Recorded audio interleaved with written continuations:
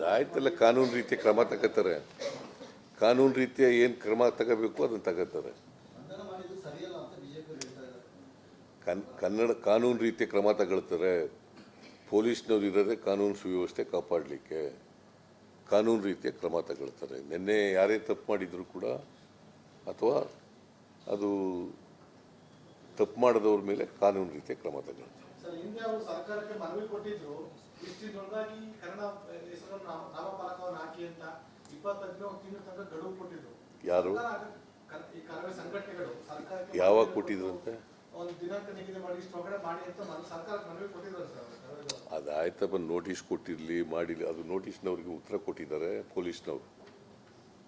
ಪೊಲೀಸ್ನವರು ಅವರಿಗೆ ಉತ್ತರ ಕೊಟ್ಟಿದ್ದಾರೆ. ಕರವೇ ಅವರು ಅಥವಾ ಇನ್ಯಾವುದೇ ಸಂಘಟನೆಯವರು ಮನವಿ ಕೊಟ್ಟಿದ್ರೆ ಅದಕ್ಕೆ ಉತ್ತರ ಕೊಟ್ಟಿರ್ತಾರೆ. ಸರ್ಕಾರಕ್ಕೆ ಹೆಸರುಗಳನ್ನು ಬದಲಾವಣೆ ಮಾಡಿಕೊಳ್ಳಿ ಒಂದು ತಿಂಗಳು ಗಡುವು ಕೊಟ್ಟಿದ್ರು, ಅಷ್ಟೊಳಗಾಗಿ ಮಾಡಲಿಲ್ಲ. ಹಂಗಾಗಿ ನಾವು ತಾಳಿ ಮಾಡಿ. ಎಲ್ಲಿ ಯಾರು ಕೊಟ್ಟಿದ್ರಂತೆ?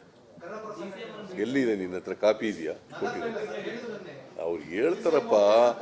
ಈಗ ಹೇಳ್ತಾರೆ, ನನಗೆ ಬಂದಿಲ್ಲ, ಸರ್ಕಾರಕ್ಕೆ ಹೋಮ್ ಮಿನಿಸ್ಟ್ರಿಗೆ ಬಂದಿಲ್ಲ, ನನಗೆ ಬಂದಿಲ್ಲ.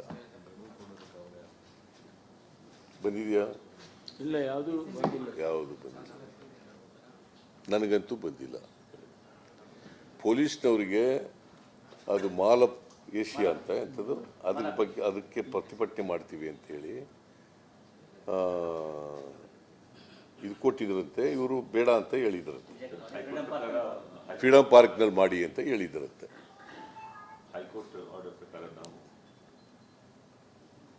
So this is the position. So we are for Kannada. Our government is committed to Kannada. ಎಲ್ಲ ಇಂಗ್ಲೀಷ್ನವರು ಇದ್ದಾರಲ್ಲ ಇಲ್ಲಿ, ಅವ್ರಿಗೋಸ್ಕರ ಇಂಗ್ಲೀಷ್ನಲ್ಲಿ ಹೇಳ್ತಾರೆ.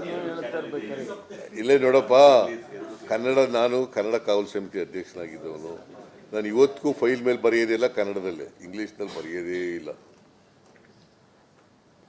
ಹೇಳುವಾಗ ಇಂಗ್ಲೀಷ್ನವರು, ಇವ್ರು ಯಾರೋ ಇಂಗ್ಲೀಷ್ನವ್ರು ಇರ್ತಾರಲ್ಲ ಟಿವಿಯವರು, ಇಂಗ್ಲೀಷ್ನಲ್ಲಿ ಒಂದ್ಸಾರಿ ಹೇಳಿ ಸರ್ ಅಂತ ಹೇಳ್ತಾರೆ. ಅದಕ್ಕೆ ನಾನು ಇಂಗ್ಲೀಷ್ನಲ್ಲಿ ಸ್ವಲ್ಪ ಹೇಳ್ತಾ ಇದ್ದೀನಿ ಅಲ್ವೇನೆಯ. ನೋಡಿ, ಇವ ಇಂಗ್ಲೀಷ್ನವ. ನೋಡಿ, ಈಗ ನಾವು ಕನ್ನಡ ಭಾಷೆ ಸಾರ್ವಭೌಮತೆ ಇರಬೇಕು ಅನ್ನೋದ್ರ ಬಗ್ಗೆ ಯಾವುದೇ ಎರಡು ಮಾತಿಲ್ಲ. ಕನ್ನಡ ಸಾರ್ವಭೌಮ ಭಾಷೆ. ಕರ್ನಾಟಕದಲ್ಲಿ ಕನ್ನಡವೇ ಆಡಳಿತ ಭಾಷೆ, ಕನ್ನಡದಲ್ಲೇ ಆಡಳಿತ ನಡೆಸಬೇಕು. ಇದರ ಬಗ್ಗೆ ಯಾವುದೇ ರಾಜಿ ಇಲ್ಲ, ಎರಡು ಮಾತಿಲ್ಲ.